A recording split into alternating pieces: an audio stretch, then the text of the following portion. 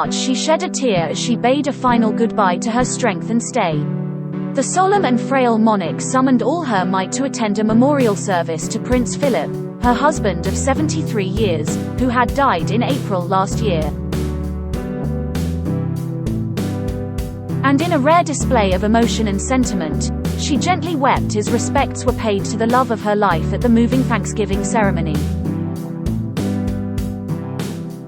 She was seated at Westminster Abbey in the very same spot where she married the dashing sailor in 1947 and where he pledged to be her liege man of life and limb at her coronation 70 years ago.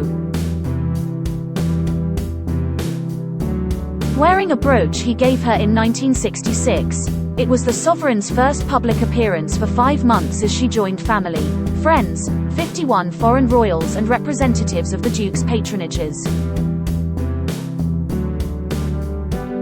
The Queen stood with her eyes glistening as the 1,800-strong congregation sang "Guide Me, O Thou Great Redeemer, to be a pilgrim and all creatures of our God and King," Philip's favorites.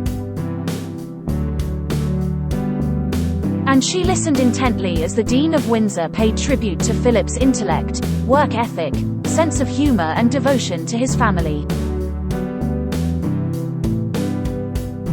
The Right Reverend David Connor described the Duke as a remarkable man who was committed to a host of down-to-earth enterprises. And he said of Philip, "He would hate to think that I should paint a picture of him as a plaster saint, someone without the usual human foibles and failings. He was far too self-aware ever to be taken in by flattery." The following month, a smiling Queen looked radiant and a picture of health as she enthusiastically viewed a display of hand-decorated teapots and antique enameled trinkets at Windsor Castle. She had been due to visit the Halcyon Days factory in Staffordshire in 2020 to mark its own Platinum Jubilee, but plans were shelved due to the pandemic. Wearing a floral dress and half-moon glasses, she beamed while examining luxury artifacts by the British craftwork firm, which holds 3 royal warrants. Concern had long mounted at the Queen's health following the death of Philip at 99 and the ongoing pandemic. She openly admitted to mobility problems and had begun using a walking stick, but was fiercely determined not to let age or frailty interfere with the oath she swore to dedicate herself entirely to public service. The Queen had missed this year's Commonwealth Day service on March 14th, a key event in her annual calendar, and cancelled a string of engagements. But the deeply emotional service of Thanksgiving for Philip on March 29th was one she was absolutely determined to attend, and did. She officially marked 70 years as Queen on February 6, the date in 1952 she acceded to the throne.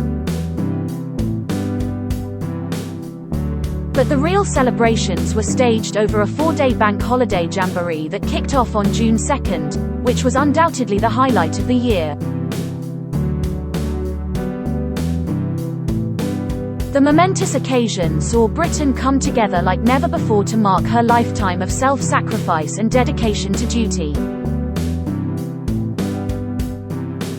It was a chance for a grateful nation to pay reverence to a monarch who has led by example. Historian Dan Snow said, "The Platinum Jubilee was perhaps the most significant celebration in recent modern British history, one no monarch in our history has ever reached before. Her Majesty the Queen is the longest-serving European monarch of all time bar Louis XIV of France, who cheated by coming to the throne as a child and managing 72 years. After 2 years of being forcibly disconnected, it was an opportunity to reconnect.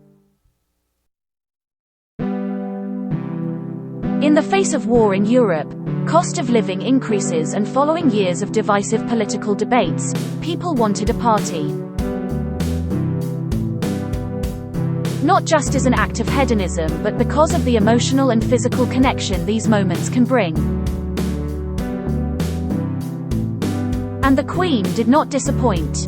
She thrilled crowds on the first day of her Platinum Jubilee celebrations, appearing on the Buckingham Palace balcony with family members for an RAF flypast, and again later at Windsor Castle for the beacon lighting.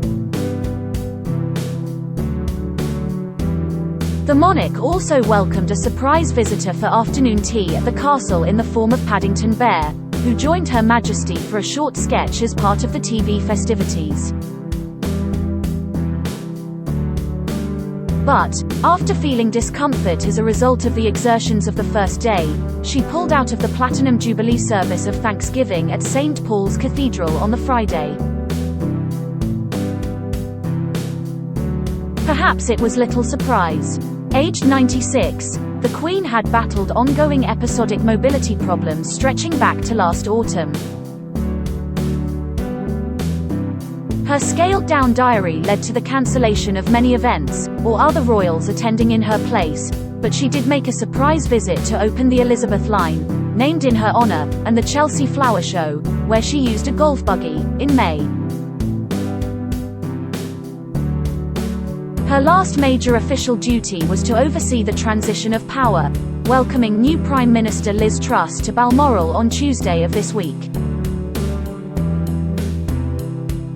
Related articles: Kate rushes to pick up George, Charlotte and Louis from School Queen's poignant last moments with Charles and Anne by her side, Prince Archie and Princess Lilibet.